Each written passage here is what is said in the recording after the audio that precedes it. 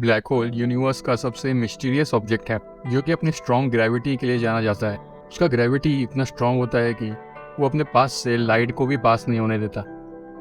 पर black hole के अंदर क्या है? ब्लैक होल के अंदर क्या है ये जानने से पहले हमें इवेंट होराइजन को समझना पड़ेगा। इवेंट होराइजन ब्लैक होल के आसपास की एक इमेजिनरी लाइन होती है जिसे क्रॉस करने पर कोई वापस नहीं आ सकता, इसीलिए उसे पॉइंट ऑफ नो रिटर्न भी कहा जाता है। इवेंट होराइजन ब्लैक होल के मास पर डिपेंड करता है। ब्लैक होल के पास जितना मास होगा इवेंट होराइजन उतना ही बड़ा होगा। उसके बाद आता है सिंगुलैरिटी।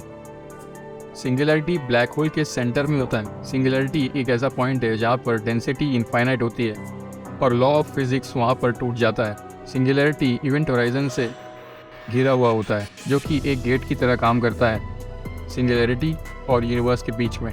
इसका मतलब है हम सिंगुलैरिटी को देख नहीं सकते और सिंगुलैरिटी के सारे कॉन्सेप्ट साइंटिस्टों के द्वारा दी हुई थियोरेटिकल प्रिडिक्शंस है।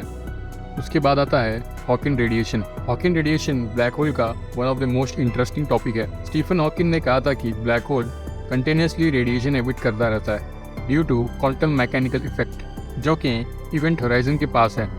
इस रेडिएशन को हॉकिंग रेडिएशन कहा जाता है जिससे कि ब्लैक होल स्लोली अपने मास को लूज करते रहता है। ये प्रोसेस बहुत ही स्लो होता है।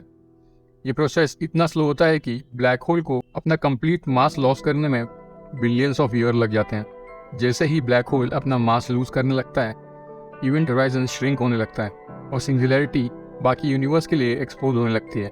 पर जो कि सिंगुलैरिटी असल में एक साइंटिफिक थियोरी है, तो ये बात क्लियर नहीं है कि असल में सिंगुलैरिटी में होता क्या है।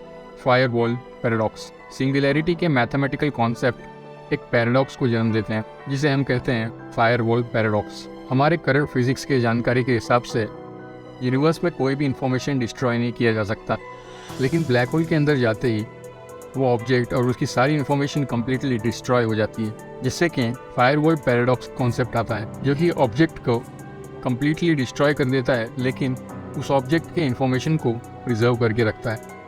हालांकि ये कॉन्सेप्ट बहुत ही कंट्रोवर्शियल है और इस चीज़ पर रिसर्च अभी भी चालू है। जो कि ब्लैक होल का ज़्यादातर कॉन्सेप्ट थियोरेटिकल है, तो हमारा समझ ब्लैक होल को लेकर अभी बहुत ही लिमिटेड है और ब्लैक होल आज भी एक मिस्ट्री बना हुआ है। हालांकि हॉकिंग रेडिएशन ने ब्लैक होल को समझने में काफ़ी मदद की है, लेकिन ब्लैक होल के ऊपर अभी भी काफ़ी सारे सवाल हैं जिसका जवाब हमें आने वाले समय में मिल सकता है, जिससे हमें पता चलता है कि हमें ब्लैक होल में अभी भी काफ़ी स्टडीज़ की ज़रूरत है।